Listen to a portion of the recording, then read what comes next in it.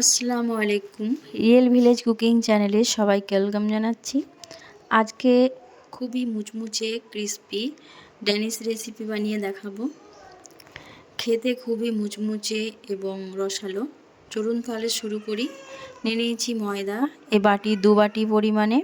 আপনারা ময়দা ছাড়া আটা দিয়েও বানিয়ে নিতে পারবেন এই রেসিপিটা। দিয়ে দিচ্ছি লবণ সামান্য, হাফ চামচ পরিমাণ। এবার লবণ আর ময়দা ভালোভাবে মিশিয়ে নেব। মেশানো হয়ে গেলে অল্প অল্প করে জল দিয়ে ময়দাটা আমি মেখে নেব। আমি এর মধ্যে কোনো রকম তেল ব্যবহার করি না। ময়দাটা ভালোভাবে মেখে নিতে হবে। আমি জলটা একবারই দিই না, অল্প অল্প করে দেব আর এটাকে মেখে নেব। ভালো করে মথে মথে মেখে নিতে হবে। এবার এটা আমি রেস্টে রেখে দেব 20 মিনিটের মতো। 20 মিনিট পর ফিরে আসছি। 20 মিনিট পর আমি এটা আবারও ভালোভাবে মথে নিচ্ছি। হাতে যদি লেগে যায় সামান্য হাতের মধ্যে তেল নিয়েও মেখে নিতে পারেন। এবার আমি লেচি কেটে নেব। আমি সব কটা লেচি বানিয়ে নিচ্ছি। এবার সব কটা লেচি বানানো হয়ে গেলে আমি এগুলো বেলে নেব একে একে করে। বড় করে রুটির মতো একটু পাতলা করে বেলে নিতে হবে। আপনারা চাইলে সামান্য মোটাও রাখতে পারেন। আমি সামান্য একটু পাতলা করেছি। সামান্য নিচে তেল দিয়ে আমি বেলে নিচ্ছি। এই রেসিপিটা খুবই সহজ। আপনারা বাচ্চা থেকে বড় সকলে এই রেসিপি খেতে পছন্দ করেন। বাড়িতে বানাবেন, খুব সহজেই বাড়িতে বানিয়ে নিতে পারবেন। বিকালবেলায় বা বাচ্চাদের টিফিনে আপনারা দিতে পারেন। আমি ওপর থেকে তেল দিয়ে দিলাম, সাদা তেল, আর ময়দা ছিটিয়ে দিলাম। আর এর উপরে আর একটা রুটি বসিয়ে দিচ্ছি।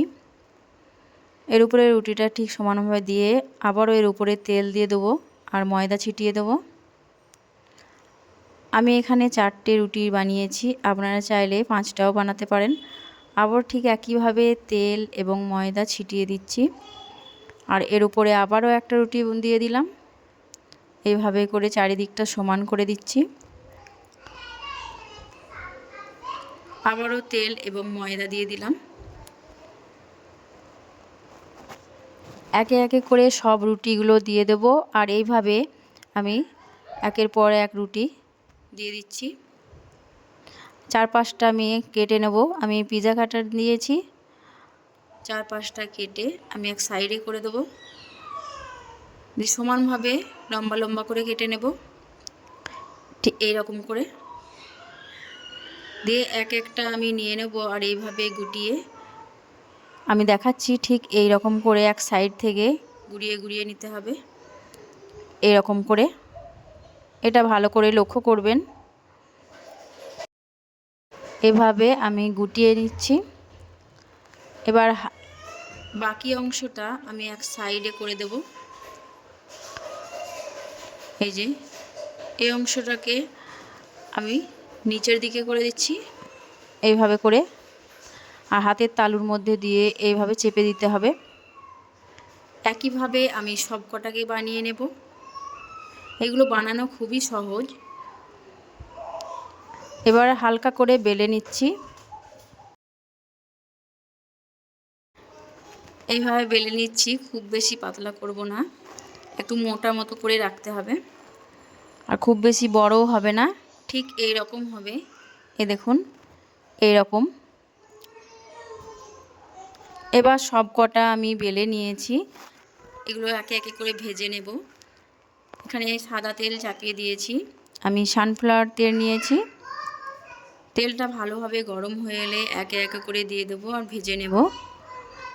এক সাইডটা হয়ে গেলে অপর সাইডটা উল্টে দিতে হবে। এগুলো ভাজতে বেশি টাইম লাগে না, অল্প সময়ের মধ্যে হয়ে যায় আর এতটাই মুচমুচে হয়, খুবই মুচমুচে হয় আর খেতে খুবই টেস্টি লাগে, খেতে খুবই ভালো লাগে। বাচ্চাদের তো খুবই পছন্দ হবে। এ দেখুন এটা প্রায় হয়ে এসেছে।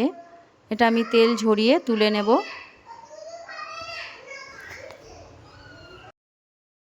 এটা প্রায় ভাজা হয়ে গেছে। এবার এটাকে আমি তেল ঝরিয়ে তুলে নেব। এইরকম লালচে করে ভাজতে হবে। আর গ্যাসের ফ্লেমটা হাই করবেন না, এতে করে পুড়ে যাবে। মিডিয়ামে রেখে এটাকে ভাজতে হবে।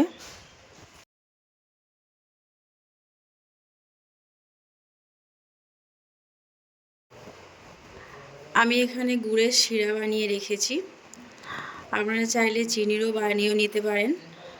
এই গুড়ের শিরার মধ্যে আমি এগুলোকে ডুবিয়ে নিয়ে তুলে নেব এইভাবে করে। খুব বেশিক্ষণ রাখার দরকার নেই, হালকা কুসুম কুসুম গরম থাকতে হবে। সবগুলো একে একে করে আমি ডুবিয়ে নেব এর মধ্যে।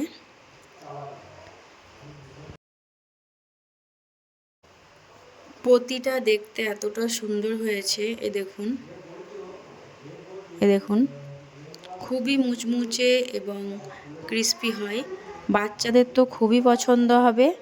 আপনারা বাড়িতে বানিয়ে রেখে দিতে পারবেন 2-3 দিনের জন্য, খুবই মুচমুচে হয়ে থাকবে। আপনারা বাড়িতে অবশ্যই একবার হলেও ট্রাই করে দেখবেন, খেতে খুবই ভালো লাগবে। অল্প সময়ের মধ্যে এরকম মুচমুচে খাস্তা খেতে তো খুবই ভালো লাগে। আপনারাও বাড়িতে এরকম ডেনিশ বানিয়ে নিতে পারবেন। তাহলে বন্ধুরা, আমার এই রেসিপি আজকে আপনাদের কেমন লাগলো অবশ্যই কমেন্টে জানাতে ভুলবেন না। আবারও নিত্য নতুন রেসিপি পেতে আমার চ্যানেলটাকে সাবস্ক্রাইব করবেন এবং পাশে থাকার অনুরোধ রইল।